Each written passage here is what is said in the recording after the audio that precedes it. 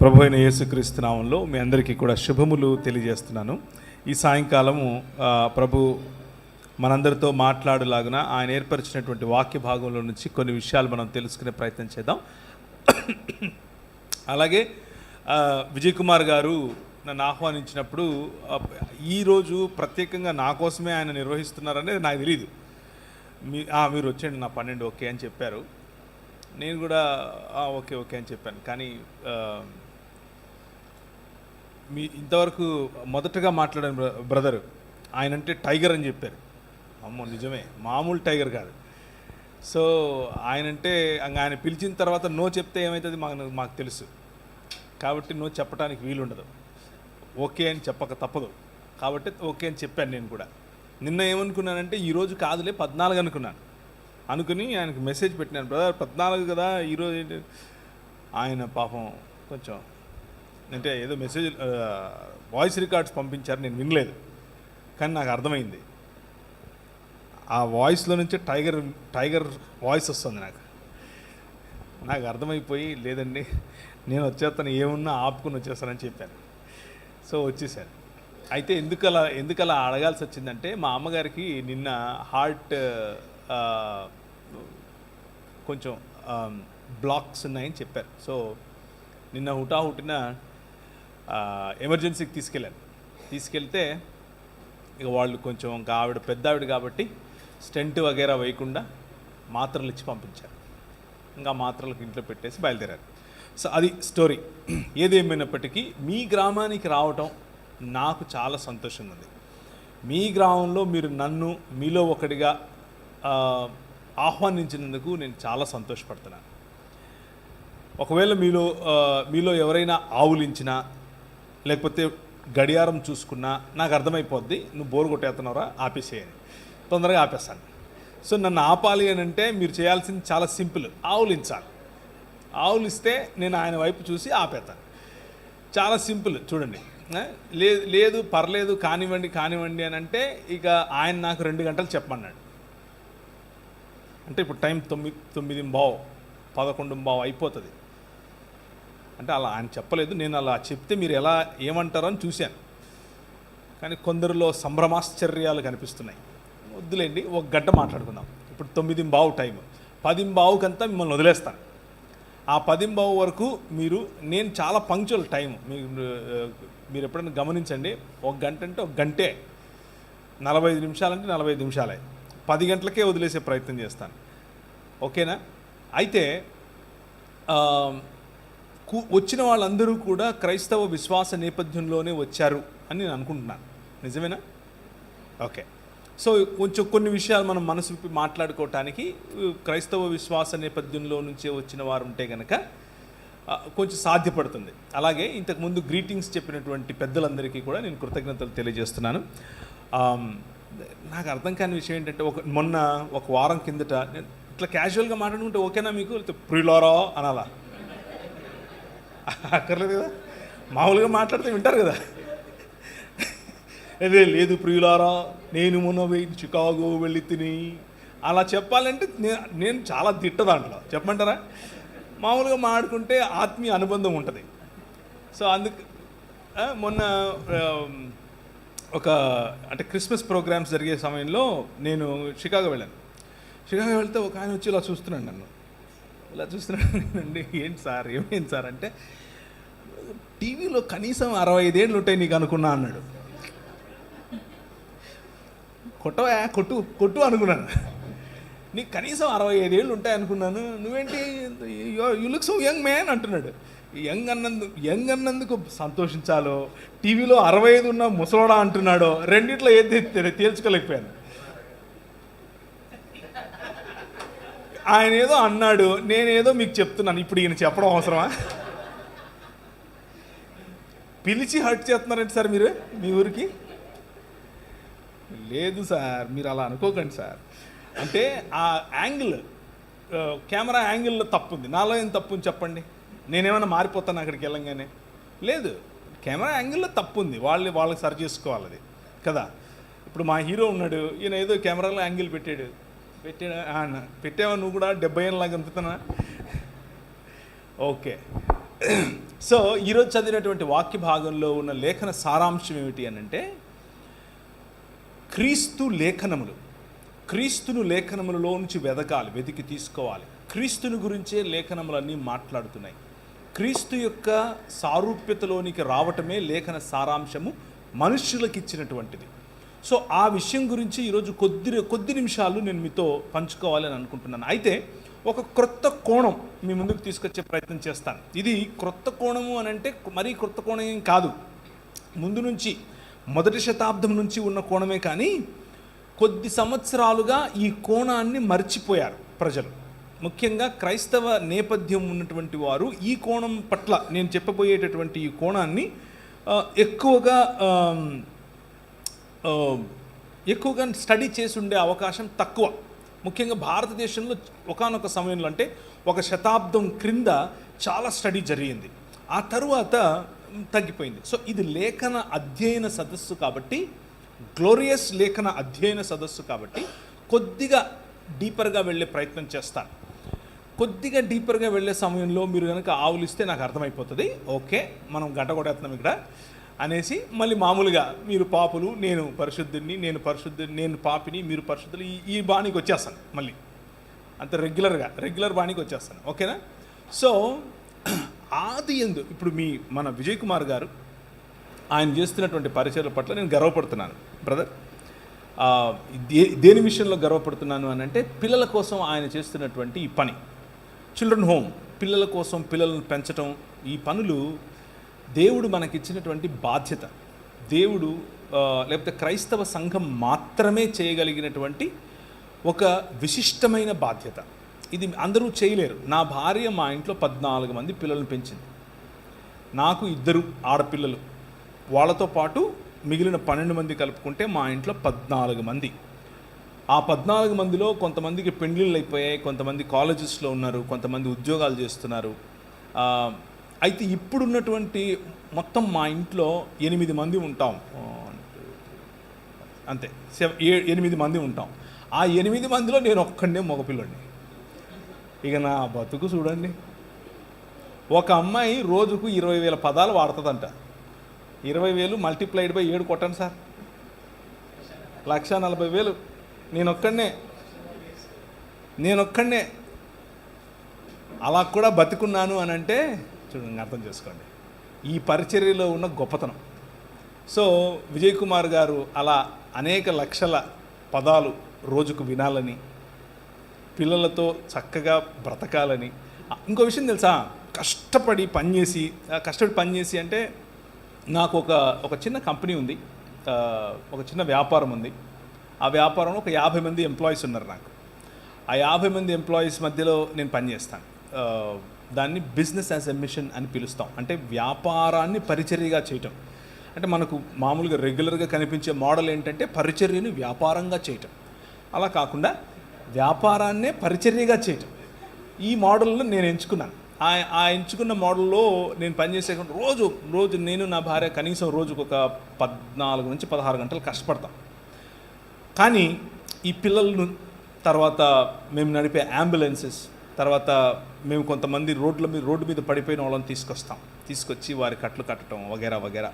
కొంతమంది కలిసి, నేను ఒక్కడిని కాదు, టీమ్ మెంబర్స్, వారికి నేను సహాయకుడిగా ఉంటాను. అప్పుడప్పుడు అదంతా చూసినప్పుడు ఏమవుతుందో తెలుసా, రాత్రి అలా కళ్ళు మూసుకుంటే చక్కగా నిద్ర వస్తుంది, బ్రహ్మాండమైన నిద్ర వస్తుంది.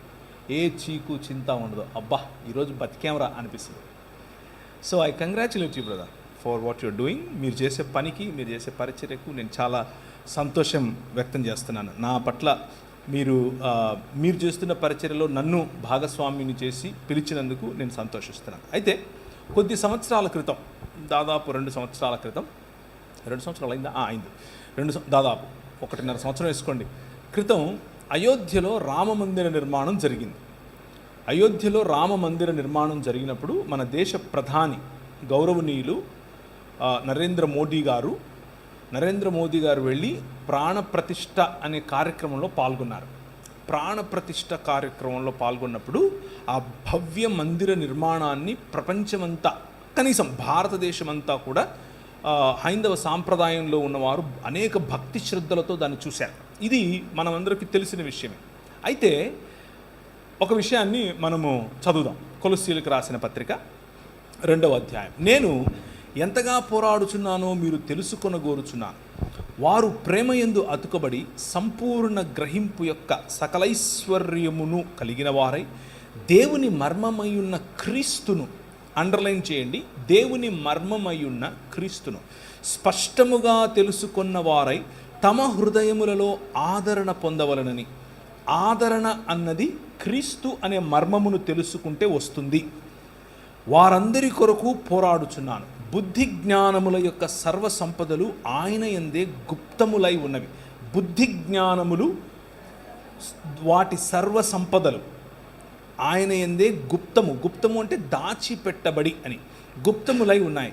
ఎవడైనను చక్కని మాటల చేత మమ్మును మోసపరుచుకుంటున్నట్లు ఈ సంగతిని చెప్పుచున్నాను. నేను శరీర విషయంలో దూరముగా ఉన్నను, ఆత్మ విషయంలో మీతో కూడా ఉండి మీ యోగ్యమైన ప్రవర్తనను క్రీస్తునందలి మీ స్థిర విశ్వాసమును చూచి ఆనందించుచున్నాను. కావున మీరు ప్రభువైన క్రీస్తు యేసును అంగీకరించిన విధమున ఆయన యందు వేరు పారిన వారై ఇంటి వలె కట్టబడుచు మీరు నేర్చుకున్న ప్రకారము విశ్వాసమందు స్థిరపడుచు. ఇంటి వలె కట్టపడుచు, ఆలయము వలె, మందిరము వలె, భవనము వలె, అండర్లైన్ చేసుకోవాలి.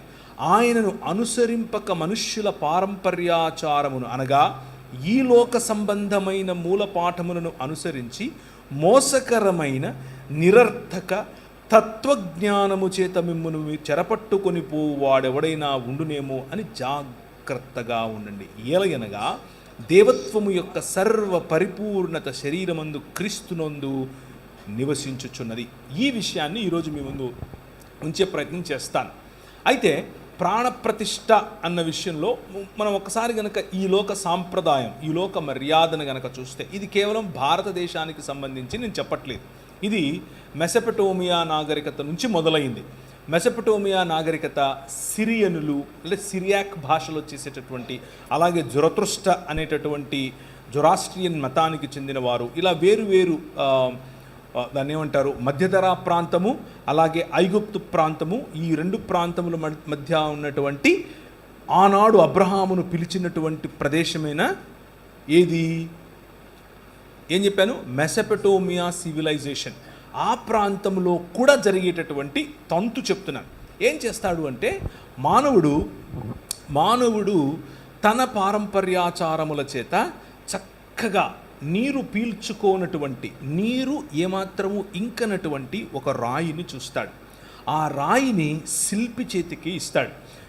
ముఖ్యంగా ఎవరు ఈ పని చేస్తారు అనంటే, ఫలానా సమస్య ఉంది, ఆ సమస్యకు తగిన దేవీ దేవతలను మనము కనుగొనాలి ఇప్పుడు అని అనుకున్నప్పుడు, వారిని పుట్టించాలి అని అనుకున్నప్పుడు, నేను వాడే పదాలను కొంచెం జాగ్రత్తగా వినండి. పుట్టించాలి అని అనుకున్నప్పుడు రాజు లేకపోతే అధికారి చేసేటటువంటి ప్రకటన, రండి అని పిలిస్తే అప్పుడు శిల్పి వచ్చి మంచి రాయి చూస్తాడు, నీరు ఇంకనటువంటి రాయి. ఇది అన్ని సివిలైజేషన్స్లో ఇలాగే జరిగింది. ఇది మన దేశంలో కూడా జరుగుతోంది. సో ఆ శిల్పిని తీసుకుని దానిని చక్కగా చాలా ఏకాగ్రతతో, చాలా అందులో తనకున్నటువంటి నిపుణతనంతటినీ కూడా ధారపోసి చక్కటి శిల్పంగా తయారు చేస్తాడు. శిల్పి చేతిలో పడిన రాయి శిల్పమవుతుంది.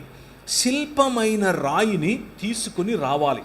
తీసుకుని వచ్చి ఆలయము అనేటటువంటి ఒక ప్రదేశం, ఆలయం అనంటే ఆ ఆలయానికి శిల్పము ఉంచి ప్రాణప్రతిష్ఠ చేయనంత వరకు అది ఆలయం కాదు, అది కేవలము ఒక భవనం అంతే.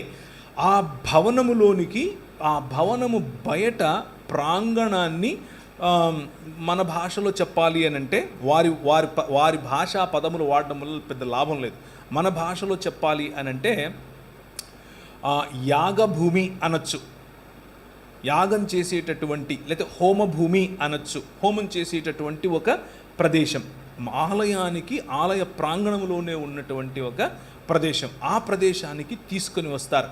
తీసుకుని వచ్చి అక్కడ నీళ్లు నిలువ ఉన్నటువంటి చోట ఈ శిల్పాన్ని, శిల్పి చేతిలో చెక్కబడినటువంటి అందమైన ఈ ఆకారాన్ని శిలా లేకపోతే ఆధారశిలగా ఉన్నటువంటి, ఉదాహరణకు స్త్రీ అయితే పురుషుడు ఆధారశిలగా ఉంటాడు, పురుషుని యొక్క శిల్పం అయితే స్త్రీ ఆధారశిలగా ఉండే ఒక శిలను ఉంచి దానిని నీళ్ళలో ఉంచుతారు. కనీసము 3 దినాలు, అంటే వాషింగ్ అని పిలుస్తారు. చిన్నప్పుడు ఒక బాలుడు లేకపోతే ఒక బాలిక పుట్టినప్పుడు మనం ఏ విధంగా అయితే ఒక ఇంట్లో పుట్టిన వారిని నోరు కడగటం, కళ్ళు కడగటం, నోరు కడుగుతారా? కడుగుతారు. ఎందుకు? అమ్మ కడుపులో ఉన్నప్పుడు ఆ ఫ్లూయిడ్స్ ఆ చిన్నవాడి పిల్లల నోట్లోకి వెళుతుంది కాబట్టి నోరు కడుగటం, కళ్ళు కడగటం, చెవులు కడగటం వగైరా వగైరా చేస్తాం. అలాగే సాంస్కృతికంగా మనిషి కూడా తను కన్నటువంటి, తను సృజించుకుంటున్నటువంటి తన చేతి పని అయిన శిల్పాన్ని నీటిలో ఉంచి దాన్ని శుద్ధీకరిస్తాడు. శుద్ధీకరించిన తరువాత 7 రకాలైనటువంటి అవయవ నిర్మాణం, లేకపోతే 7 రకాలైనటువంటి శరీరములో ఉండాల్సిన అవయవములను అందులో ప్రతిష్ఠ చేస్తాడు. 7 రకాలు: చర్మము, తర్వాత చూడగలగటం, వినగలగటం, పంచేంద్రియాలు అంటారు కదా, పంచేంద్రియ ప్రతిష్ఠ అని కూడా పిలవచ్చు. అలా చేసిన తర్వాత తీసుకుని వచ్చి పువ్వుల మీద పడుకోబెడతారు. కనీసం ఒక 3 రోజులు పువ్వుల మీద పడుకోబెట్టిన తర్వాత చర్మ సౌందర్యం పెరగాలని చెప్పి పిల్లవాళ్ళకు మనం ఏ విధంగా అయితే పసుపు రాసి మంచిగా మాలిష్ చేసి పడుకోబెడతామో, ఉయ్యాలలో వేస్తామో, అలాగే శిల్పి చెక్కినటువంటి తన చేతి పని అయిన ఈ శిల్పాన్ని తీసుకొని వచ్చి ఒక మంచి పరుపు మీద పడుకోబెడతారు. పరుపు మీద పడుకోబెట్టిన తర్వాత దాన్ని తీసుకుని, ఇప్పుడు 3 రోజులు అయిపోయింది, ఆ శిల్పాన్ని తీసుకుని, దాన్ని పిసిల్ అని పిలిచారు ఎక్కడ, మధ్యధరా ప్రాంతంలో, దాన్ని తీసుకుని వెళ్ళి ఆలయములో ప్రతిష్ఠించే క్రమంలో ప్రాణప్రతిష్ఠ చేస్తారు.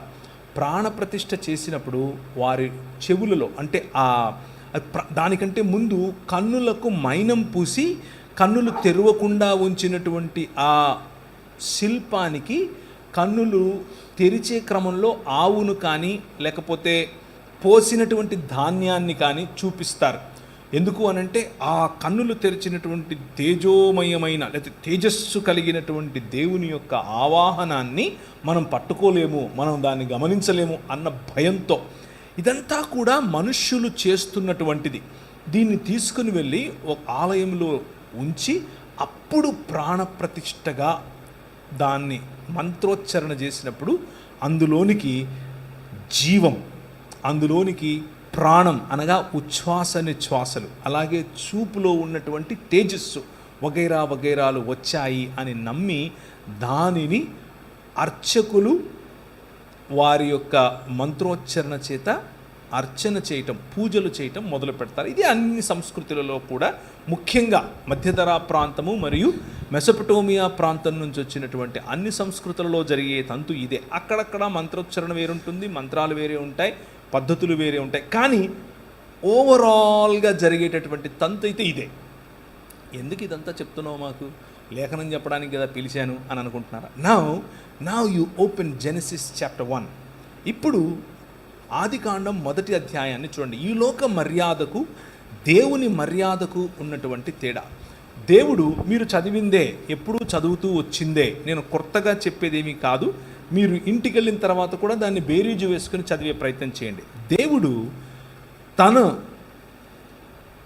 ఒక మందిర నిర్మాణం చేశాడు. భూమి ఆకాశములు అనేటటువంటి తన నివాస యోగ్యమైనటువంటి ఒక ఆలయ నిర్మాణం చేశాడు. 6 దినములు దానికి కావలసినటువంటి లైట్స్, రాత్రికొకటి పగలుకొకటి, దాన్ని అలంకరించటానికి కావలసినటువంటి చెట్లు, నదులు, జీవము రావటానికి కావలసినటువంటి అన్ని సదుపాయాలు చేసిన తరువాత మంచిది మంచిది మంచిది అని నిర్మించినటువంటి ఈ భవనంలోనికి ఇప్పుడు తాను ప్రవేశించాలి. కానీ ఆయన ఏం చేశాడు అనంటే, తన చేత్తో మట్టిని తీసుకుని మనిషిగా చేసి శుద్ధీకరించి తన జీవమును లేకపోతే జీవవాయువును ఊదాడు. ఊదినప్పుడు ప్రాణ ప్రతిష్ఠ జరిగింది. ప్రాణ ప్రతిష్ఠ జరిగినటువంటి మనిషి ఇప్పుడు దేవుని స్వరూపము మరియు దేవుని పోలిక. దేవుని స్వరూపము దేవుని పోలిక అయినటువంటి మనిషి భూమి ఆకాశములు అనే మందిరములో ఆయన ఉంచాడు. ఉంచి ఈ మందిరమును నువ్వు ఎక్స్టెండ్ చెయ్యనన్నాడు. ఈ మందిరములో నేను ఏర్పరచినటువంటి కుశలత, నేను ఏర్పరచినటువంటి ఆర్డర్, క్రమము, ఆ క్రమమును ఫలింపచేయి, అభివృద్ధి చెందించు, విస్తరింపచేయి, భూమిని నిండించు, దానిని లోబర్చుకుని ఏలు అని చెప్పాడు. నాకు ప్రతినిధివి నీవు, నా మూర్తివి నీవు, నా ప్రతిబింబానివి నీవు, నా ఇమేజ్ నువ్వు అని దేవుడు చెప్పాడు. ఇది దేవుని భావజాలం. కానీ మనిషి, నేను ఇంతకుముందు మీకు చెప్పినట్లుగా, కాదు నా ఇమేజ్లో నేను కోరుకుంటున్నట్లు ఈ సృష్టిలో ఉన్న దానిని నేను శిల్పము రూపములో చెక్కి దానికి ప్రాణప్రతిష్ఠ చేస్తాను అని కోరుకున్నాడు. The exact opposite of what God did is what men are doing. దేవుడు ఆలయ నిర్మాణం చేసి నిన్ను ప్రాణప్రతిష్ఠ చేసి నిలబెడితే నువ్వు ఆయన ఏర్పరిచినటువంటి క్రమాన్ని విడిచిపెట్టి నో అని చెప్పి ఒక క్రొత్త మందిర నిర్మాణం చేసి అందులో సృష్టిలో భాగమైనటువంటి వాటికి ప్రాణం పోసే ప్రయత్నం చేస్తున్నావు. దేనికి? నన్ను ఏలు అని చెప్పటం కోసం. నువ్వు ఏలు అని ప్రభువు చెబితే నన్ను ఏలు అని నువ్వు ఈ సృష్టిని ఆహ్వానిస్తున్నావు. దాన్నే ఆవాహయామి అంటున్నావు. దానికి ఒక మంత్రం చదువుతున్నావు, ప్రాణం పోస్తున్నావు. ఈ లోక మర్యాద చొప్పున నడుచుకోవటం వల్ల వచ్చినటువంటి పర్యవసానం ఏమిటి అని అంటే, భవనం లేకపోతే దేవుని మందిరంలో ఉండాల్సినటువంటి మనిషి మెల్లిమెల్లిగా ఆ మందిరములో ఉన్నటువంటి లేకపోతే ఆయన ఏర్పరిచినటువంటి సృష్టికి దాసుడయ్యాడు. సో మొదటి పాయింట్ నేను మీకు గుర్తు చేస్తున్నది ఏమిటి అని అంటే, వస్తాను అసలు పాయింట్కి. మొదటి పాయింట్ నేను మీకు గుర్తు చేస్తున్నది ఏమిటి అని అంటే, ఆలయంలో జీవుడు, ఆయన నిర్మించినటువంటి భూమి ఆకాశములనే ఆలయంలో జీవుడు. 7వ దినమున ఆయన, కొంతమంది సోదరులు అడుగుతూ ఉంటారు, మీ దేవుడు ఏంటి అలసిపోయాడా, రెస్ట్ తీసుకుంటున్నాడు, 7వ దినమున విశ్రమించాడా అని అంటారు. విశ్రమించటం అనంటే 7వ దినమున ఆయన భూమి ఆకాశములను కలిపే విధముగా తన సింహాసనమును వేసుకొని కూర్చోవటం.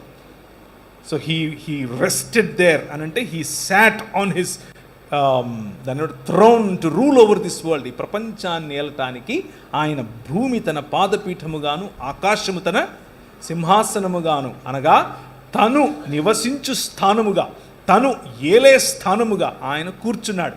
That's the image that Genesis chapter 1 is depicting. అంటే మొదటి 2 అధ్యాయాలు ఆది కాండంలో ఈ ఇమేజరీని మనకు తెలియజేస్తున్నాయి. God beautifying this world. అదే ఇమేజ్ మోషేకిచ్చి ఏ విధంగా తన నిబంధన మందసము ఉండాలి, ఎక్కడ ఉండాలి, ఎలాంటి దాన్ని ఏమంటారు గుడారములో ఉండాలి, ఎగ్జాక్ట్గా ఏ విధంగా అయితే ఆయన ఆనాడు చేశాడో అదే పద్ధతిని పాటించమని చెప్పి. ఎందుకనంటే there I will come and meet you. నేను ఆ ఆలయము, ఆ గుడారములో వచ్చి మీతో కలుస్తాను. ఇక్కడ ప్రాణప్రతిష్ఠ చేసి ఆవాహయామి అని అంటూ ఉంటే ఆయన నీలో ప్రాణప్రతిష్ఠ చేసి నిన్ను కలవటానికి ఇష్టపడుతున్నాడు. This is the difference between the ways of God and the ways of men.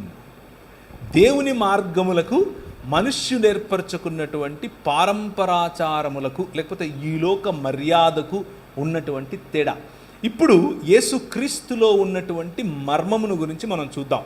ఇంతకు ఏం జరిగింది అనంటే, ఈ మందిరము, ఈ భూమి ఆకాశములు అనేటటువంటి దేవుని భవనము, ఆ భూమి ఆకాశములు అనేటటువంటి దేవుని భవనములో విరాజమానుడైనటువంటి దేవుడు ఆయన, నువ్వు నా ప్రతినిధివి, నువ్వు నా ప్రతిమవు, నువ్వు నా మూర్తివి, నువ్వు నా ప్రతిబింబానివి, వెళ్ళు రూల్ చెయ్యి అనంటే, మనము ఆయనను కాదన్నాం కాబట్టి దాసోహం అని ఈ లోక మర్యాదకు అయ్యాం. అంధకార సంబంధమైన దురాత్మ సమూహముల యొక్క అధికారము క్రిందికి మనం వచ్చాం. ఆ అంధకార సంబంధమైన దురాత్మల యొక్క అధికారము క్రింది నుంచి విడిపించటానికి మనకు మనిషే కావాలి, మనిషి రావాలి. దేవుడు మాత్రమే విడిపించగలిగినటువంటి, మనిషికిచ్చినటువంటి సామర్థ్యాన్ని కోల్పోయిన మనిషి ఇప్పుడు ఎలా తనను తాను విమోచించుకోగలడు అన్నటువంటి ఆలోచనలో ఉంటే దేవుడు మన కోసం ఒక విమోచన కార్యాన్ని తలపెట్టాడు. ఇప్పుడు ఒకసారి చూస్తారా, అదే కొలస్సీలకు రాసిన పత్రిక 14వ వచనం, ఆయన మనలను 13 నుంచి అంధకార సంబంధమైన అధికారములో నుండి విడుదల చేసి తాను ప్రేమించిన తన కుమారుని యొక్క రాజ్య నివాసులనుగా చేసెను. మొదటి పాయింట్, ఆలయంలో జీవుడు. ఆ ఆలయంలో జీవుణ్ణి తిరిగి జీవుడిగా చేయటానికి, జీవమును ఇవ్వటానికి, అంధకార సంబంధమైన దురాత్మ సమూహముల యొక్క అధికారము నుండి విడిపించటానికి ప్రభు అయిన యేసుక్రీస్తు రావలసి వచ్చింది. అది ఆ మర్మం. ఆయన యొక్క రాకడకు గల కారణము అది. ఈ లోక మర్యాదను జయించటానికి, ఈ లోక మర్యాదలో నుండి ప్రజలను విడిపించటానికి, విడిపించినటువంటి ప్రజలను తిరిగి సంపూర్ణ మనుష్యులుగా చేయటానికి ప్రభు అయిన యేసుక్రీస్తు ఈ లోకానికి వచ్చాడు. రెండవది, తోటలో శోధకుడు. ఆలయంలో జీవుడు, తోటలో శోధకుడు. తోటలో శోధకుడు ఏం చేశాడు అనంటే, దేవుని స్వరూపము, దేవుని పోలిక అయిన మనిషిని తన వశం చేసుకోవటానికి, తన మాట వినేలా చేసుకోవటానికి శోధించాడు. మనిషి శోధించబడినప్పుడు అంధకార సంబంధమైన దురాత్మ సమూహముల యొక్క మాటను దేవుని నిజమాటతో పోల్చుకున్నప్పుడు దేవుని మాట వద్దు, ఈ మాటే కావాలి అని నిర్ణయించుకున్నాడు. అలా నిర్ణయించుకున్న కారణం చేత మొత్తం మానవ సమాజం, ప్రపంచములో ఉన్న ప్రతి మానవ సమాజం దీనికి దాసోహం అయ్యింది. పుట్టిన ప్రతి బిడ్డ, పెరిగిన ప్రతి బిడ్డ దీని ఇన్ఫ్లుయెన్స్లోనికి వస్తున్నాడు. ఈ తోట, ఆయన వేసినటువంటి సుందరమైన ఈ వనం, భూమి ఆకాశములు అనే ఈ భవనం, అందులో మనం కోల్పోయినటువంటి భూమి ఇప్పుడు మనకు కనిపిస్తుంది. భూమి కోల్పోయినటువంటి మనుష్యులు సేవకులై, ఎవరికి? శోధకునికి సేవకులై బ్రతుకుతూ ఉన్నారు. This is the problem. ఈ ప్రాబ్లం నుంచి విడిపించటానికి వచ్చిన వాడే మన ప్రభు అయిన యేసుక్రీస్తు. అయితే యెషయా గ్రంథం మొత్తాన్ని గనక మీరు చదివితే, ఇప్పుడు సమయం లేదు, దానికి ముందుగా యెషయా గ్రంథం పోవటానికి ముందుగా ఒకసారి చూడండి దయచేసి. హబక్కూకు గ్రంథము 2వ అధ్యాయం 18 నుంచి చదువుతున్నాను. చెక్కడపు పనివాడు విగ్రహమును చెక్కుట వలన ప్రయోజనమేమి? పనివాడు మూగ బొమ్మను చేసి తాను రూపించిన దాని యందు నమ్మిక ఎంచుట వలన ప్రయోజనమేమి? అబద్ధములు బోధించు పోత విగ్రహముల యందు నమ్మిక ఎంచుట వలన ప్రయోజనమేమి? కర్రను చూచి మేలుకొమ్మనియు, మూగరాతిని చూచి లేచి పొమ్మనియు చెప్పువానికి శ్రమ. అది ఏదైనా బోధింపగలదా? అది బంగారముతోనూ వెండితోనూ పూత పూయబడను గాని దానిలో శ్వాస ఎంత మాత్రమునూ లేదు. అయితే యెహోవా తన పరిశుద్ధాలయములో ఉన్నాడు, ఆయన సన్నిధి లోకమంతా మౌనముగా ఉండుడి. ఒకవైపు మనుష్యులు చేస్తున్నటువంటి శిలలకు ప్రాణం పోసి, లేకపోతే శిల్పములకు ప్రాణం పోసి మూర్తులుగా చేసే ఆలయమును గురించి మాట్లాడుతూ, వాటికి ఏమాత్రమూ శక్తి లేదని, వాటిలో ఉచ్ఛ్వాస నిశ్వాసలు లేవని, అబద్ధములు బోధిస్తాయని చెబుతూ ఉన్నటువంటి ప్రవక్త దాని వెంటనే, కానీ ఎవరు? ఆయన యెహోవా తన పరిశుద్ధాలయములో ఉన్నాడు అని చెప్తున్నాడు. ఆయన తన పరిశుద్ధాలయములో ఉండి ఈ ప్రపంచమంతా కూడా మౌనముగా ఉండే విధముగా రాజ్యం చేస్తున్నాడు అని చెప్తున్నాడు. ఈ మర్మాన్ని అర్థం చేసుకునే ప్రయత్నం చేయాలి. Let's unpack this a little bit more. ఆ అన్ప్యాకింగ్ క్రమంలో మీకు గుర్తుంచుకోవాల్సినటువంటి విషయం ఏమిటి అనంటే, క్రీస్తు యొక్క రాకడ ఈ అంధకార సంబంధమైన దురాత్మ సమూహముల యొక్క అధికారం నుంచి విడిపించటం ఒకటైతే, రెండవదిగా శోధకుడిని అందరి ముందు నువ్వు మూగోడివి, నువ్వు చెవిటోడివి, నువ్వు చేతకానోడివి, నువ్వు నా ప్రజల మీద అధికారం లేనోడివి అని నిరూపించటం కోసం వచ్చాడు. ఆయన శిలువ రక్తము చేత ప్రజలను తన తండ్రితో సంధి చేస్తూ ఈ లోక సంబంధమైనటువంటి అధికారములన్నిటినీ శిలువ మీద బాహాటంగా వాటి యొక్క ఓటమిని ప్రదర్శించాడు. That is what Jesus is doing. యేసుక్రీస్తు చేస్తున్నది అది. భూమి ఆకాశముల యొక్క కలయిక, తిరిగి ఆలయం యొక్క నిర్మాణం, తిరిగి దేవుని సన్నిధి యొక్క నిర్మాణం, తిరిగి దేవుడు వచ్చి యథావిధిగా మనుష్యుల మధ్య నివాసము చేసేటటువంటి ఒక ప్రణాళిక. ఆ ప్రణాళిక యేసు క్రీస్తు అనేటటువంటి ఈ మర్మం. ఏలయనగా ఆకాశమందున్నవి, భూమి యందున్నవి, దృశ్యమైనవి కానీ అదృశ్యమైనవి కానీ, సింహాసనములు, ప్రభుత్వములు, ప్రధానులు, అధికారులు సర్వము ఆయన యందు సృజింపబడెను. సర్వము ఆయన ద్వారా, ఆయనను బట్టి సృజింపబడెను. ఆయన అన్నింటికంటే ముందున్నవాడు, ఆయనే సమస్తమునకు ఆధారభూతుడు.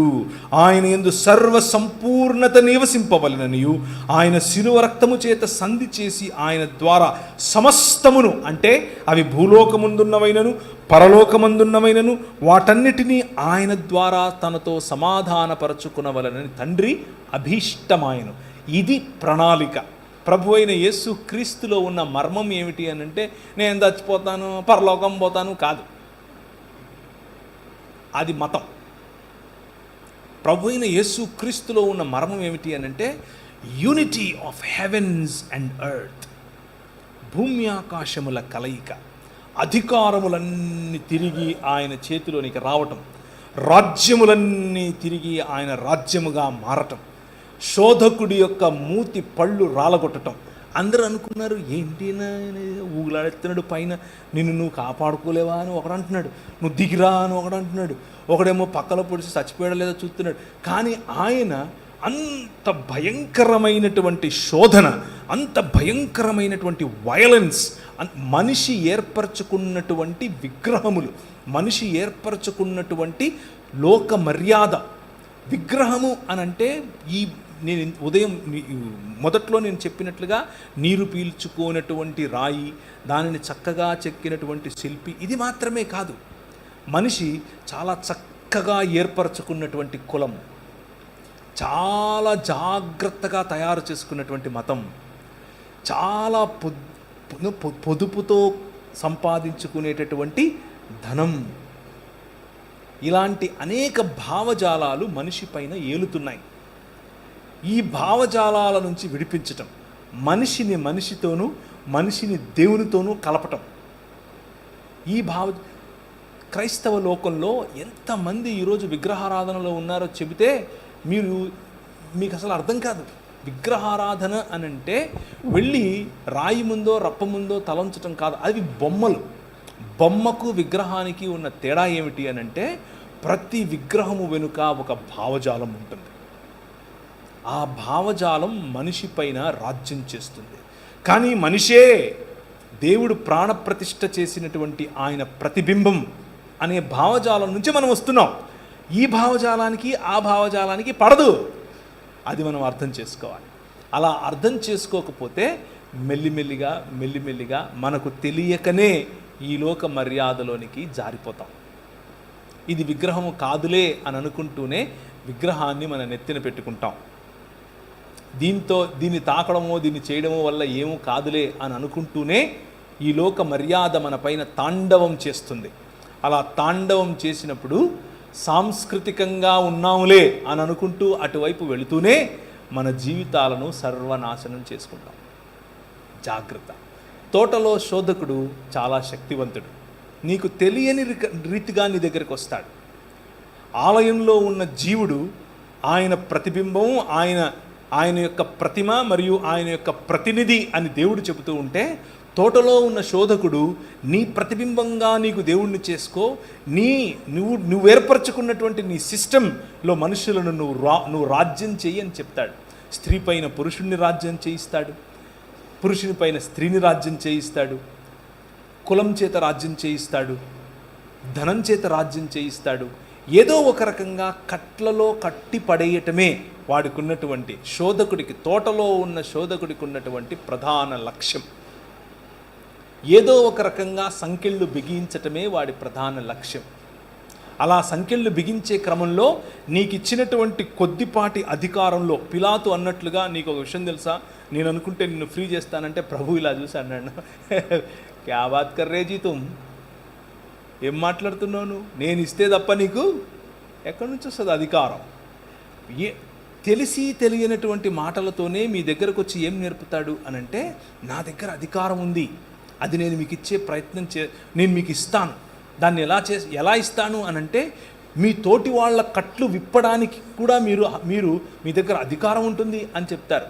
కానీ రండి వారి కట్లు విప్పుదుము అని భూరాజులు ఒకరితో ఒకరు మాట్లాడుకుంటున్నారు. ఎక్కడ? 2వ కీర్తనలు 2 కదా. అన్య జనులు ఎలా అల్లరి చేయుచున్నారు, రండి వారి కట్లు విప్పుదుము అని భూరాజులు తమలో తాము మాట్లాడుకుంటున్నారు. ద సిస్టమ్స్ మ్యాన్ క్రియేటెడ్, మనుష్యుడు ఏర్పరచుకున్నటువంటి వ్యవస్థలలో మనిషి ఇరుక్కుపోయి మనుష్యులకు విమోచన ఆ మనుష్యులు ఏర్పరచుకున్నటువంటి సిస్టంలో ఉంది అని అనుకుంటున్నారు. అది ఒక విగ్రహం. మనుష్యుల విమోచన మనుష్యులు ఏర్పరచుకున్నటువంటి మెడికల్ సిస్టంలో ఉందనుకున్నారు. అది ఒక విగ్రహం. నేను రీసెంట్గా ఒక స్టడీ చేశాను. ఆ స్టడీలో దాదాపు కొన్ని బిలియన్స్ ఆఫ్ డాలర్స్ చాలా డబ్బులు ఉన్నటువంటి వాళ్ళు, ఒక 4-5 మంది, ఇంకొంచెం ఎక్కువ కూడా ఉండొచ్చు, పోసి ఆ ప్రాజెక్టును ఫండ్ చేస్తున్నారు. ఆ ప్రాజెక్ట్ ఏంటో తెలుసా? ఆ ప్రాజెక్ట్ ఏంటి అని అంటే, మనిషి మేధస్సు, మనిషి భావనలు, ఈ 2 కలిపి ఒక చిప్లో, లేకపోతే ఎప్పటికీ చచ్చిపోకుండా ఉండే నీ మెదడును కాచే ప్రయత్నం చేస్తున్నారు. అది గనక కాచితే, దాన్ని గనక చనిపోకుండా చేస్తే, మిగిలిన చేతులు కూడా ఇనుముది రావచ్చు, కాళ్ళు ఇనుముది రావచ్చు, అసలు గుండె అవసరం లేదు, రక్తం అవసరం లేదు, ఏం అవసరం లేదు. Because your brain is what you are. వాటిని హ్యూమనాయిడ్స్ అని, లేకపోతే పోస్ట్ హ్యూమన్స్ అని పిలుస్తున్నారు. It is already happening. ఇది ఆల్రెడీ జరుగుతుంది. కొన్ని బిలియన్స్ ఆఫ్ డాలర్స్ దాంట్లో కుమ్మరిస్తున్నారు. అందరికీ ఇంకా యాక్సెసిబుల్ రాలేదు, but it is happening already. ఒక చిప్లో మీకున్న కాన్షియస్నెస్ మొత్తాన్ని కూడా ఎక్కించే ప్రయత్నం. అండ్ దిస్ సిస్టమ్, ఈ సిస్టమ్ను చూసుకుని ఆ బిలియన్స్ ఆఫ్ డాలర్స్ పోసిన వాళ్ళు అనుకుంటున్నారు, ఓ ఇక మేము ఎప్పుడు చచ్చిపోము అని అనుకుంటున్నారు. కానీ ప్రభు అంటున్నాడు, రండి వారి కట్లు విప్పుదుము అని భూరాజులు తమలో తాము మాట్లాడుకుంటూ ఉంటే, సింహాసనాసీనుడైన వాడు వారిని చూసి నవ్వుతున్నాడు, స్మైల్ కొడుతున్నాడు, ఇస్మాయిల్ అంటున్నాడు. ఏరా మీరు ఎడబోతారు, ఏం చేస్తారు? నా కుమారుడు నేను నిన్ను కనియున్నాను, ఇదిగో నా కుమారుడు, ఆయన సియోనులో నుండి ఆయన రాజ్యం ఏలటానికి వచ్చాడు, ఆయన భుజముల మీద రాజ్యభారం ఉంటుంది, ఆయన ఆశ్చర్యకరుడు, ఆయన అద్భుతకరుడు, ఆయన ఆలోచనకర్త, ఆయన బలవంతుడైన దేవుడు, ఆయన నిత్యుడగు తండ్రి. ఆయన ఎలా వస్తాడో తెలుసా? సేవకుడై వస్తాడు. ఇప్పుడు 3వ మాట, ఆలయంలో జీవుడు పోయే క్రమంలో ఆ నశించిపోవటానికి గల కారణం తోటలో ఉన్న శోధకుడు. అయితే ఈ లోకములో నిజమైన మానవుడు రావాలి. లోకంలో నిజమైన మానవుడు, క్రీస్తు మర్మమును గురించి మనం మాట్లాడుకుంటూ ఉన్నప్పుడు మనం మొదటిగా దేవుడు చేసినటువంటి మనిషి దేవుని స్వరూపమందు, దేవుని పోలిక చొప్పున, తన ప్రతిబింబంగా, తన ప్రతిమగా, తన ప్రతినిధిగా ఉన్నాడు అని అనుకుంటే ఈ మనిషి దారి తప్పాడు. కానీ ప్రభువైన యేసు క్రీస్తు 2000 సంవత్సరాల క్రితం, పురాతన కాలము మొదలుకొని శాశ్వత కాలము తన ప్రత్యక్షతలు చూపిస్తూ వస్తూ ఉన్నటువంటి దేవుడు, మామూలు వాడు కాదు, దేవుడు నిజమైన మనిషిగా మన మధ్యకు వచ్చాడు. నిజమైన మనిషిగా. ఆ నిజమైన మనిషి ఈ లోకంలో రావాలి. ఈ లోకంలో వచ్చినటువంటి ఆ నిజమైన మనిషికి ఉన్నటువంటి ప్రధాన లక్ష్యం ఏంటో తెలుసా? మిమ్మల్ని ఇక్కడ నుంచి తీసేసి ఇంకేదో గ్రహానికి తీసుకెళ్ళటం కాదు, మిమ్మల్ని ఇక్కడ నుంచి తీసుకెళ్ళిపోయి ఇంకెక్కడో వేరే లోకంలో పెట్టడం కాదు. నో, ఆకాశములు యెహోవా వశము, భూమిని ఆయన నరులకు ఇచ్చాడు. భూమిని ఆయన నరులకు ఇచ్చాడు. 115వ అధ్యాయం 115వ కీర్తన 16వ వచనం ఇంటికి వెళ్ళి చదువుకోండి. సో ఇచ్చినటువంటి ఈ భూమిని, మంచిదని చెప్పినటువంటి ఈ భూమిని, నా నివాస స్థలము అని చెప్పినటువంటి ఈ భూమిని ఆయన క్రొత్తాకాశము క్రొత్త భూమిగా మరల్చటానికి, తన శరీరమందు మరణాన్ని చంపటానికి నిజమైన మానవుడిగా ప్రభువైన యేసుక్రీస్తు ఈ లోకానికి వేంచేశాడు. That is the beauty of Christian thought. క్రైస్తవ జీవన విధానానికి ఉన్నటువంటి ప్రధానమైన లేదా అందమైన, మీ మరెక్కడా దొరకనటువంటి, కేవలము ఇక్కడే దొరికేటటువంటి 66 పుస్తకాలు ఉన్నటువంటి మీ బైబిల్ గ్రంథంలో మాత్రమే దొరికేటటువంటి థాట్ ఏమిటి అని అంటే, మనిషి మతాన్ని కడతాడు, దేవుడు మనిషిని కడతాడు. మనిషి మతాన్ని కడతాడు.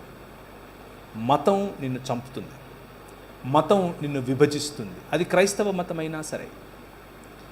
మతం చిచ్చు పెడుతుంది, మతం జలసీ ఇస్తుంది, మతం అవతలి వాడికంటే నిన్ను గొప్పగా నీకు పంపు కొడుతుంది. ఎందుకు అనంటే, తోటలో శోధకుడు ఉపయోగించే ప్రధానమైన వెపన్ మతం. కానీ దేవుడు మనిషిని చేస్తాడు. ఆయన నిర్మించినటువంటి ప్రధానమైన వ్యవస్థ ఏమిటి ఈ ప్రపంచంలో అనంటే, మనిషి. In the image of God, దేవుని యొక్క స్వరూపము, దేవుని యొక్క పోలికలో ఉన్నటువంటి మనిషి. యెషయా గ్రంథం మొదటి 39 అధ్యాయాలు ఈ తోటలో శోధకుడి చేత పతనావస్థలో ఉన్నటువంటి ఆలయంలో ఉన్న జీవుని గురించి మాట్లాడుతుంది. మొదటి 39 అధ్యాయాలు. 40వ అధ్యాయం నుంచి ఆఖరి అధ్యాయం వరకు లోకములోనికి రాబోతున్నటువంటి, లేదా లోకములోనికి వచ్చినటువంటి, అప్పటికి ఇంకా రాలేదు కాబట్టి రాబోతున్నటువంటి నిజమైన మానవుడి గురించి మాట్లాడుతుంది. ఈ నిజమైన మానవుడు దేవుడు ఏర్పరచుకున్నటువంటి రాజ్య నిర్మాణకుడు. ఈ నిజమైన మానవుడు ఇశ్రాయేలుకు ప్రతినిధి. ఈ నిజమైన మానవుడు సర్వలోకమునకు ప్రతినిధి. ఈ నిజమైన మానవుడు సర్వ మానవాళికి ప్రతినిధి. ఇశ్రాయేలును నిజమైన రాజ్యముగా చేయటం ఈయనే చేస్తాడు. ఇశ్రాయేలుగా ఈయనే పిలువబడతాడు. ఇశ్రాయేలు చేయాల్సినటువంటి లోకమునకు వెలుగునిచ్చేటటువంటి పనిని ఈయనే చేస్తాడు. ఈయన చేసి ప్రపంచములను ఆకర్షిస్తాడు. ఖమ్ అని చెప్తాడు. జకర్యా గ్రంథం 2వ అధ్యాయం 8 నుంచి అవుతారన్నా, 8 నుంచి. జకర్యా గ్రంథం, సైన్యములకు అధిపతియగు యెహోవా సెలవిచ్చినదేమనగా, మిమ్మును ముట్టినవాడు తన కనుగుడ్డును ముట్టినవాడని, మిమ్మును దోచుకొనిన వారికి అన్యజనుల యొద్దకు ఆయన నన్ను పంపినాడు. ఎవరు మాట్లాడుతున్నారు? ఎవరు మాట్లాడుతున్నారు? ఆయన మాట్లాడేది. ఓకే, మరి పంపింది ఎవరు? ఆయన నన్ను పంపాడు అంటే ఎవరు? ఆలోచించండి, ముందు చదవండి ఇంకా. ఓకే, ఇంకా నేను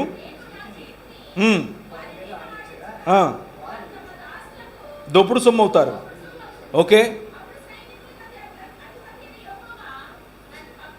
ఒక నిమిషం. ఎవరు చెయ్యి ఆడిస్తే ఎవరు చెయ్యి ఆడిస్తారు?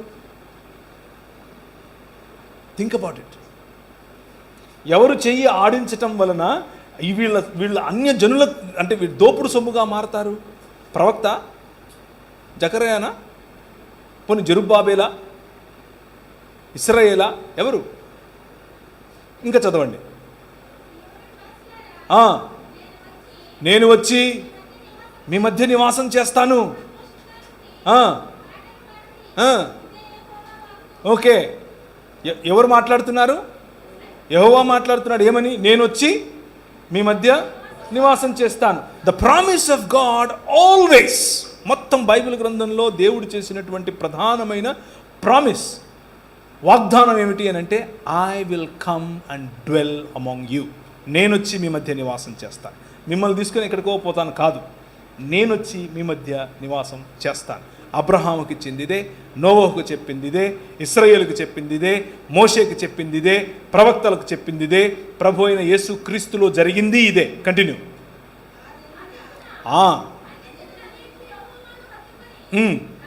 ఒక్క నిమిషం అనండి. యెహోవాను హత్తుకుంటే ఎవరికి జనులు అవ్వాలి? యెహోవాకే జనులు అవ్వాలి. మధ్యలో ఈయనెవరు?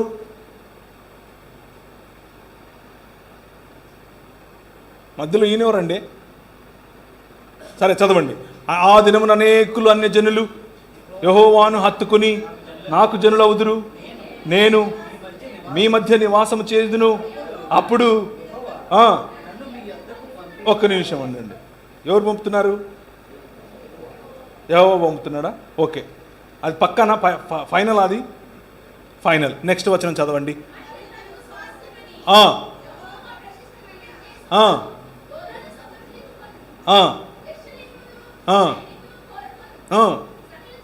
సకల జనులారా, ఒక్క నిమిషం ఆగండి. ఎవరు వస్తున్నారు? ఇంతకుముందు పంపింది ఎవరు?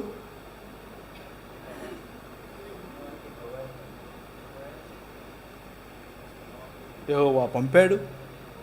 మీకు అర్థమవుతుందా? The deeper truth lying here. క్రీస్తు అనే మర్మం ఏమిటి అని అంటే, ఆయన యెహోవాగా పిలువబడినటువంటి వాడు, యెహోవా పంపగా వచ్చినటువంటి యెహోవా దేవుడు. యెహోవా పంపగా వచ్చినటువంటి తన పరిశుద్ధాలయమును విడిచి భూమి ఆకాశములు అనేటటువంటి ఆయన చేసినటువంటి మందిరములో తన నివాసమును ఏర్పరచుకోవటానికి వచ్చేటటువంటి సకల జనులారా సంతోషించండి, ఉల్లసించండి, ఇశ్రాయేలు నీ భాగ్యం ఎంత గొప్పది అని చెప్పటానికి ఆది యందు వాక్యముగా, ఆది యందు వాక్యమై, ఆది యందు దేవుడై, దేవుని వద్ద ఉన్నటువంటి వాక్యము కృపాసత్య సంపూర్ణుడిగా మన మధ్య ఏమేసింది? డేరా వేసెను. వాసం అంటే స్కెనియా అన్న పదం వాడారు. మీరు స్కెనియా బస్సులు చూసారా? ఆర్టీసీ బస్సులు, ఏపీఎస్ఆర్టీసీ స్కెనియా అని రాసుంటాయి. స్కెనియా అంటే టెంట్ అని అర్థం, గ్రీక్ పదం అది. ఆయన మన మధ్య గుడారము వేసెను. That is who Christ is. అది క్రీస్తు అంటే. మనం చేసుకునే బుడిగల్లో ఉంటాడంటారేంటి మీరు? రాయి తీసుకొని వచ్చి ఇదే దేవుడు అంటారేంటి మీరు?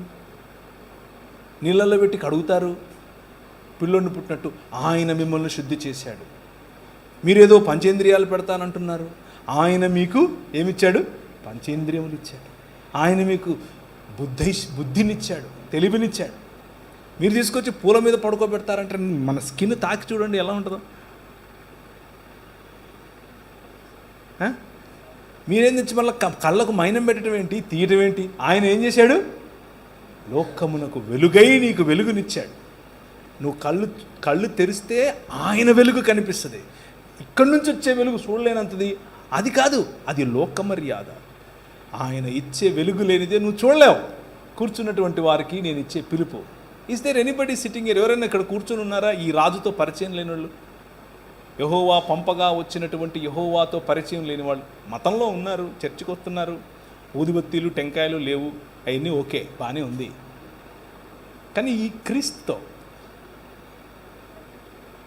దేవుని యొక్క బుద్ధి జ్ఞానముల సకలైశ్వర్యములు ఇమిడి ఉన్నటువంటి దేవత్వము యొక్క సర్వ సంపూర్ణత శరీరమందు నివసిస్తున్నటువంటి క్రీస్తు, the image of God, true image of God, నిజమైన దేవుని యొక్క నిజమైన ప్రతిబింబం, నిజమైన ప్రతినిధి, నిజమైన ప్రతిమ. నిన్ను అలాగే చేశాడు. నువ్వేమన్నావు? ఊరుకో, నాకు ఇది కావాలన్నావు, పోయావు. కానీ ఇంకొక ఆయన వచ్చాడు, నిజమైన ప్రతినిధి, నిజమైన మనిషి. క్రైస్తవం అనేది ఎక్కడికో ఏదేదో చేసేది కాదు.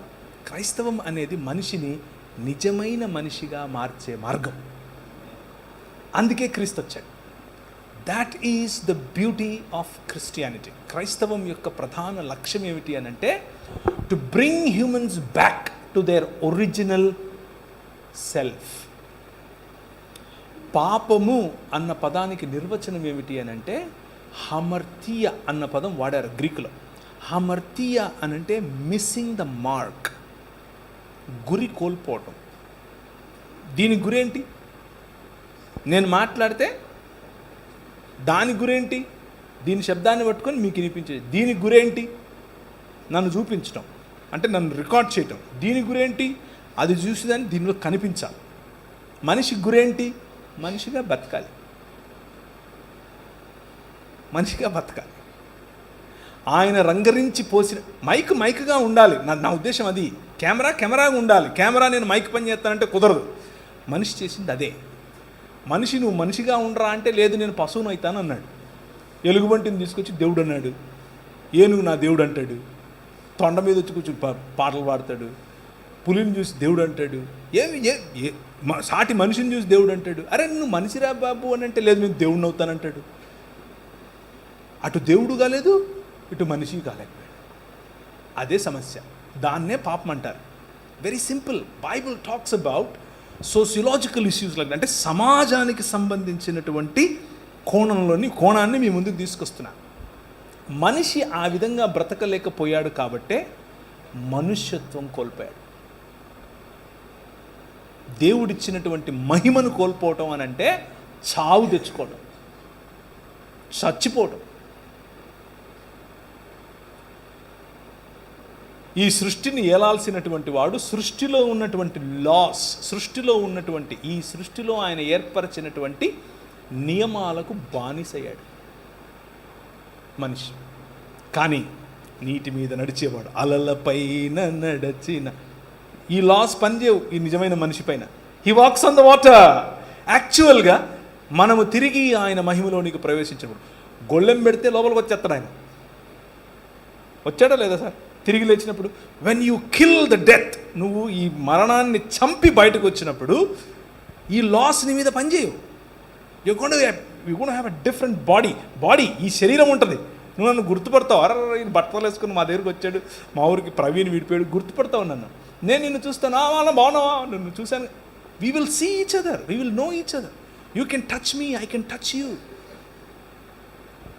క్రైస్తవం అనేది it's a practical way of life, a realistic way of life, a realistic way that exists forever. ఎప్పటికీ ఉండేటటువంటి శరీరం, ఎప్పటికీ చనిపోయినటువంటి మనిషి, నిజమైన మనిషి. అది ఓన్లీ థియరీ కాదు. ఆయన ఎప్పుడో వచ్చాడంట, అల్లల్లో వచ్చాడట, కాదు. అందరి ముందు అందరూ చూస్తూ ఉండగా క్రీస్తు అనే ఈ మర్మము చావును చంపి బయటకు వచ్చింది 3 దినములైన తరువాత. హోషేయ గ్రంథం 6వ అధ్యాయం 3వ వచనం. 1-2 చదవండి. హోషేయ 6:1-2.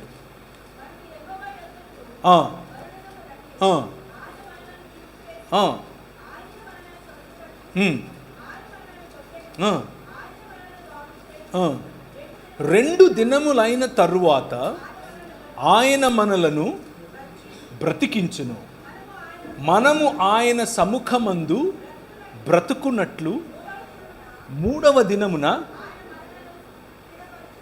ఎవరండి 2 దినములైన తర్వాత బ్రతికింది?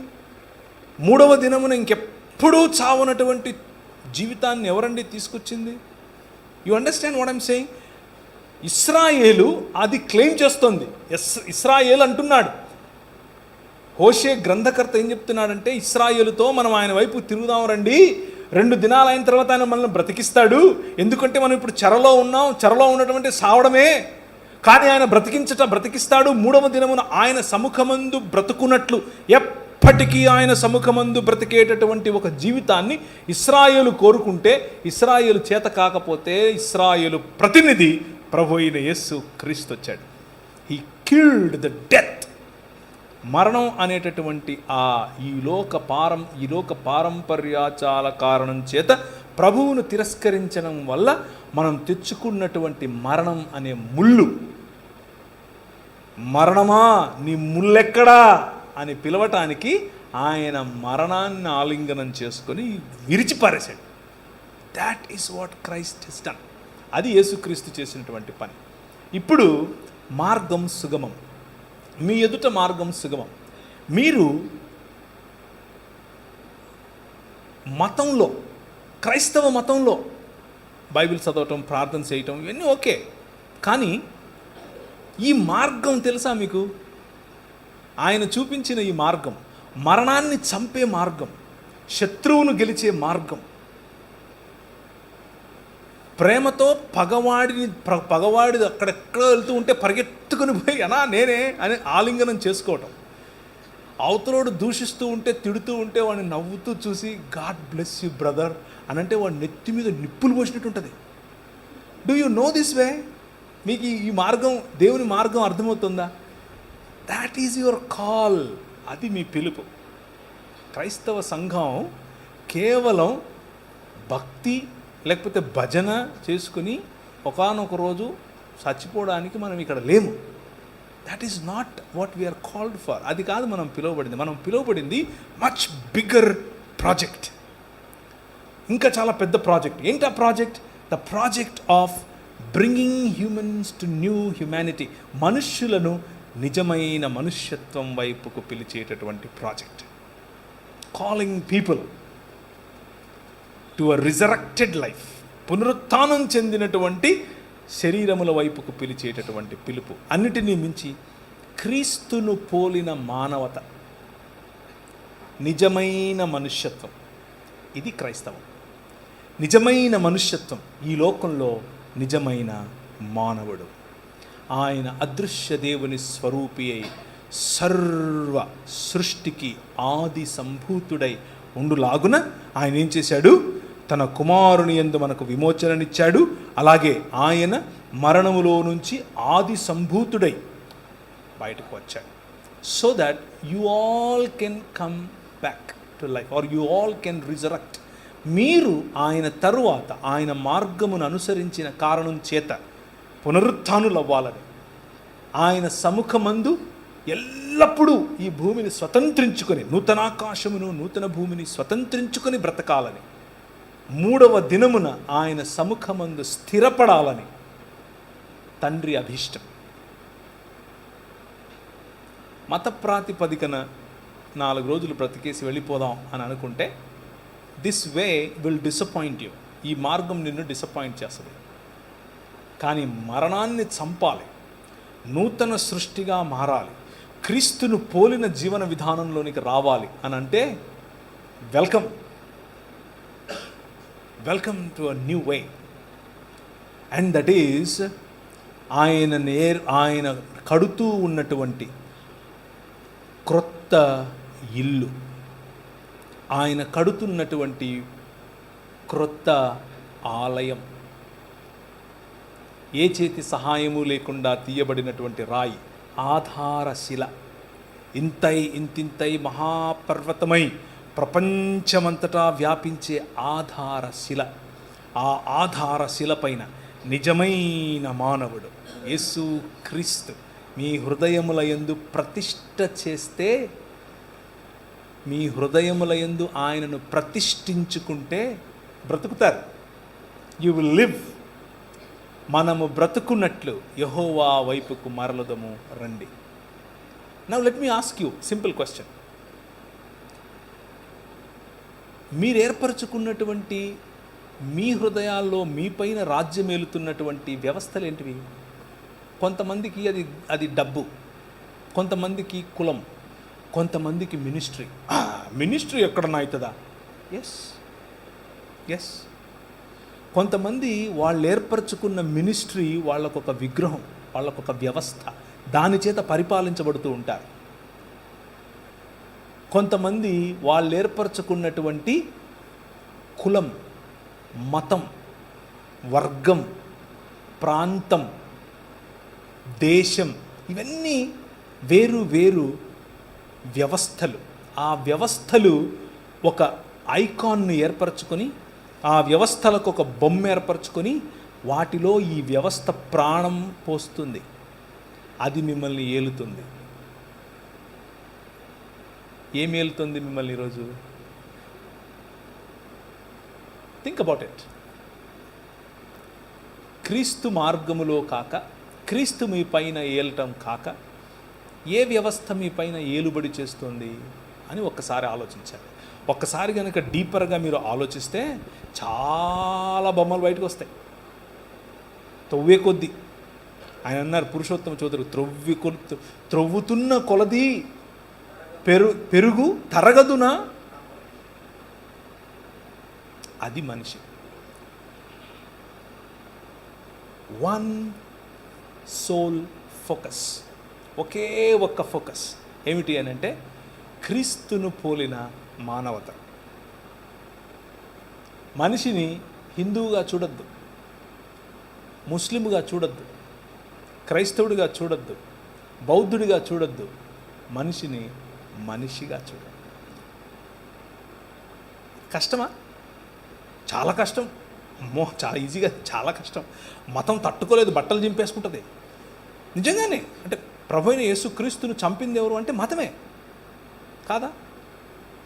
ఆమె రాంగ్?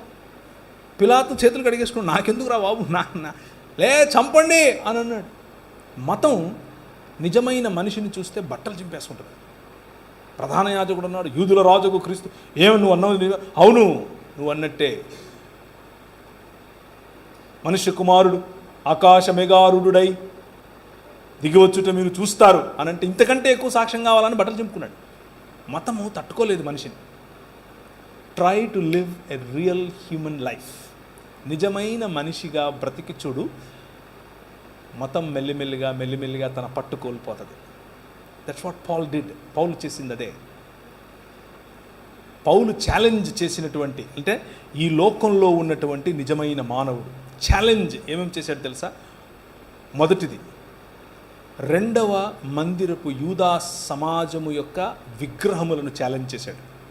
రెండవ మందిరం, first temple Judaism is different from second temple Judaism. Second temple జుడాయిజంలోనే ప్రభు యేసు క్రీస్తు కూడా వచ్చారు. నెంబర్ 2, ఫారసీకల్ లా, అంటే పరిసయ్యుల యొక్క ధర్మశాస్త్రం పట్ల ఉన్నటువంటి నిష్ఠాభావాలను ఛాలెంజ్ చేశాడు. నెంబర్ 3, హెలెనిస్టిక్ యూదులు, అంటే యూదులలో ఉన్నటువంటి వారు కొందరు గ్రేకుల యొక్క హెలెనిజంను అడాప్ట్ చేసుకుని రెండిటి మధ్య సింక్రటిస్టిక్ లైఫ్ జీవించారు. వాళ్ళ ముందు నిలబడుకొని he challenged them to come back to Christ. క్రీస్తు వైపుకి రమ్మని పిలిచాడు. 4వది, రోమా శాసకుడైనటువంటి కైసర్ అగస్తస్కు విగ్రహాలు పెట్టి ఆయన దేవుడని, ఆయన కుమారుడు ఇంకెవరో కాదు కైసర్ తిబేరియస్ అని చెప్పి, ఈయన దేవుని కుమారుడు, ఆయన దేవుడు అని చెప్పుకుని తిరుగుతూ ఉన్నటువంటి ఒక మతం. ఆ మతం ఎదుట నిలబడి no, Jesus is the king అని చెప్పాడు. క్రీస్తే, Jesus Christ is the Lord of all. యేసు క్రీస్తు అందరికీ ప్రభు, అందరిలో ఇడుగుడు ఉన్నాడని చెప్పాడు. అందరిలో ఇదిగో తిబేరియస్ ఉన్నాడు, అందరిలో నువ్వు ఉన్నావు నేను అని చెప్పాడు. మతం తట్టుకోలేదు ఇలా చెప్తే. అదేంటి? మతానికి చాలా కోపం. ఎందుకు అనంటే నిజమైన మనిషి కల్పించినప్పుడు అన్ని వ్యవస్థలు మెల్లమెల్లగా నిర్వీర్యమైపోతాయి. ప్రభు అయిన యేసు క్రీస్తు ఈ లోకంలో అదే చేస్తున్నాడు. If you go back to history, ఒకసారి హిస్టరీని కనుక మీరు చదివితే ఎలాంటి మూవ్మెంట్స్ ఆయన తీసుకొచ్చాడు. భారతదేశంలో, మిగిలిన దేశాల్లో ఎలా మనుష్యులను తిరిగి నూతన మనుష్యత్వం వైపుకు తిరిగి తెస్తున్నాడు. స్త్రీలకు ఇచ్చినటువంటి ప్రాధాన్యత, పిల్లలకి ఇచ్చినటువంటి ప్రాధాన్యత, వృద్ధులకు ఇచ్చినటువంటి ప్రాధాన్యత, బడుగు బలహీన వర్గాలకు ఇచ్చినటువంటి ప్రాధాన్యత, ఏమాత్రము ఎన్నిక లేని వారుగా చూస్తున్నటువంటి వారికి పెద్దపీట వేసినటువంటి ఆలోచన విధానం. ఇట్స్ ఆల్ వెన్ ఇదంతా మీరు కనుక చూస్తే యేసు క్రీస్తు అందరికీ ప్రభు, అన్ని కాలాల్లో ప్రభు, అన్ని సంస్కృతులకు ప్రభు, అన్ని దేశాలకు ప్రభు, అన్ని భాషలు ఆయన కోసమే. ప్రతి మోకాలు ఆయన దగ్గర. మోకాలు వంగటం అని అంటే మోకాళ్ళు ప్రార్థన చేయటం కాదు. మీరు ఎప్పుడైనా చూసారా? ఇప్పుడు కైసర్ ఉన్నాడు అనుకోండి, అక్కడ కైసర్ దగ్గర ఇలా వంగాలి. అది అంటే నువ్వు రాజు అని సలాం కొడతారే, that is what it means. ప్రతి మోకాలు ఆయన ముందు వంగుతుంది అంటే దాని అర్థం అది. That is what Jesus is doing. అదే యెషయా గ్రంథం 60 నుంచి మిగిలిన అధ్యాయాలన్నీ అదే. So I am summarising. నేను యెషయా గ్రంథం యొక్క సమరీ చెప్పాను ఈరోజు మీకు. యెషయా గ్రంథంలో ఆయన మొదటి 39 అధ్యాయాల్లో కూడా పోత పోసిన విగ్రహముల గురించి మాట్లాడతాడు. వాటిని మాక్ చేస్తాడు. అవి నోరుండి మాట్లాడలేవు, కళ్ళుండి చూడలేవు. ఏంద్రా మీరు దానికి పోయి వంగుతున్నారు? ఎందుకు? దేవుడు స్వయంగా ఆలయం చేసి అందులో నిన్ను పెట్టాడు, నీకు ప్రాణప్రతిష్ఠ చేశాడు. నువ్వు ఆ సిస్టమ్కి పోయి తల ఒగ్గుతావేమిటి? Point number 1. నెంబర్ 2, అలా ఒక్కటానికి గల కారణం ఈ లోక మర్యాద అయినటువంటి తోటలో ఉండే శోధకుడు మిమ్మల్ని అల్యూర్ చేస్తున్నాడు, ఆకర్షిస్తున్నాడు. ధనంతో, కులంతో, మతంతో, రూపంతో, అందంతో, రంగుతో, భాషతో విభజించే పని చేస్తున్నాడు. కానీ వాడికి అల్యూర్ అవ్వకండి, ఎందుకంటే వాడు అధికారం ఇస్తానంటాడు, వాడి దగ్గర లేదు. ప్రభు అయిన యేసుక్రీస్తును కూడా ఇలాగే అన్నాడు. ఆయన ఆ రోజే, ఇంకా క్రీస్తు పుట్టక మునుపు 600 సంవత్సరాల పైచులకు సంవత్సరాల క్రితమే యెషయా ఈ మాటను చూసి అన్నాడు. యోహాను సువార్తలో ఈ మాట కనిపిస్తుంది. ఆయన మహిమను యెషయా చూచెను గనుక అని. ఏంటంటే ఆయన మహిమ, ఈయనను తీసుకెళ్ళి అన్ని దేశాల మహిమను చూపించి నాకు మొక్కుతావా అని అంటే మూతిపళ్ళు రాలుతాయి అన్నాడు. That is the real human being. నిజమైన మనిషి. మనిషిగా చేసిన ఆ ప్రతినిధి, ఆ ప్రతిమ, ఆ ప్రతిబింబం ఆ పని చేయలేకపోయాడు. నిజమైన మనిషిగా వచ్చినటువంటి ఈ ప్రతిమ, ఈ ప్రతినిధి, ఈ ప్రతిబింబం మనిషికి, దేవునికి ఇద్దరికీ కూడా ఒకే ఒక్క మధ్యవర్తి ప్రభు అయిన యేసు క్రీస్తు. హీ డిడ్ ఇట్ ఆల్, చేశాడు. ఇప్పుడు మీరే ఆయన ఇల్లు, మీరే ఆయన భవనం, మీరే ఆయన ఆలయం. మన పల్లెటూళ్ళు, మన గ్రామాలు, మన మన మండళ్ళు, మన ఊళ్ళు మధ్యలో ఆలయం, చుట్టూ జీవన విధానం ఉంటుంది. ప్రభువు మిమ్మల్ని ఆ ఆలయంగా చూస్తున్నాడు. మధ్యలో మీ మధ్యకు వచ్చి ఆయన నివాసం చేయటం ఆయనకి ఇష్టం. అదే క్రైస్తవ జీవన విధానం. తలలుంచుకుంటే ప్రార్థించుకుందాం. ఆలయంలోని జీవుడైనటువంటి నీవు ఆలయపు కర్త అయినటువంటి దేవుణ్ణి విస్మరించిన కారణం చేత తోటలోనున్న శోధకుడి శోధనలో పడి అంధకార సంబంధమైన దురాత్మ సమూహముల యొక్క ప్రభావము కిందికి వెడలిపోతే, యెహోవా పంపగా వచ్చినటువంటి యెహోవా ఈ లోకములో నిజమైన మానవుడిగా వచ్చాడు. నిజమైన మానవుడిగా నిన్ను తిరిగి మనుష్యత్వం వైపుకు పిలుస్తున్నాడు. నా ప్రశ్న, ఈరోజు రాత్రి నువ్వు పడుకునే దానికి ముందు ఒక చిన్న ప్రశ్న వేసుకుని పడుకో. Am I living a real true human life? నిజంగా నేను మనిషిలాగా బతుకుతున్నానా? నా పైన ప్రభావం చూపిస్తున్నటువంటి నా కోపము, నా జలసి, నా అసూయ, నా గర్వం ఎక్కడి నుంచి పశుప్రాయుడనైపోయేంతగా నేను ఎందుకు ఇలా అవుతున్నాను అని ఆలోచించు. అమ్మతో సంబంధం ఎలా ఉంది? అక్కతో సంబంధం ఎలా ఉంది? అన్నతో సంబంధం ఎలా ఉంది? ఈ సంబంధాల పట్ల నీకు ఉండాల్సినటువంటి ఆలోచన నిజమైన మనిషిగా కాకపోతే ఈ ఆలోచనలు రావు. పశుప్రాయుడిగా ఉండిపోతావు. నాకెందుకు నా డబ్బు ఉంది, నాకెందుకు నా కులం ఉంది, నాకెందుకు నా ప్రాంతం ఉంది అని అనుకుంటావు. But you are calling my brother, my sister, నా సహోదరుడా, నా సహోదరి, నీ పిలుపు మనిషిగా బ్రతకటం. దాన్ని కోల్పోవటమే పాపం. Very simple. Reflect on it. దాని మీద కొంచెం ధ్యానించే ప్రయత్నం చేయి. కృపగలిగిన తండ్రి, ఈ రాత్రికాల సమయంలో నీవు నిర్మించినటువంటి నీ భవనం, నీవు నిర్మించినటువంటి నీ ఆలయంలో సింహాసనాసీనుడవై కూర్చున్నటువంటి నీవు, నీకు ప్రతినిధిగా బ్రతకాల్సినటువంటి మేము నీ అధికారాన్ని విడిచిపెట్టి స్వీయ అధికారం, స్వీయ రాజ్యం వైపుకు వెళ్ళినప్పుడు మమ్మును అంధకార సంబంధమైన దురాత్మ సమూహముల రాజ్యముల నుండి విడిపించి నీకు సొత్తుగా, నీ రాజ్యముగా, నీ కుటుంబముగా, నీ జత పనివారముగా చేసుకొనటానికి నిజమైన మానవుడిగా ఎదించినటువంటి యెహోవా పంపిన యెహోవా నీ ఎదుట సాగిలపడి నిన్ను మ్రొక్కుతున్నాం, నిన్ను ఘనపరుస్తున్నాం.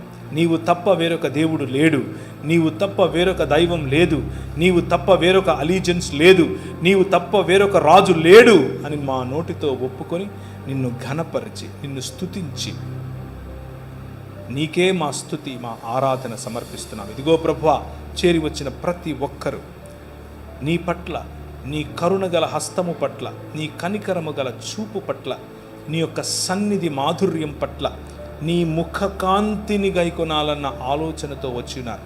ప్రతి ఒక్కరిని తాకండి. ప్రతి ఒక్కరిని వారికి కావలసిన స్వస్థత, వారికి కావలసిన ప్రభా సంబంధాలలో మార్పు, వారికి కావలసిన పరిపక్వత, వారికి ఇవ్వాల్సినటువంటి ఆర్థిక వనరులు, వారికి ఇవ్వాల్సినటువంటి అధికారం నీ వైపు నుంచి దయచేయమని, ప్రతి ఒక్కరిని జ్యోతుల వలె ఇక్కడ నుంచి పంపించమని చిన్న ప్రార్థన యేసు నామమున అడుగుతున్నాము తండ్రి. ఆమేన్.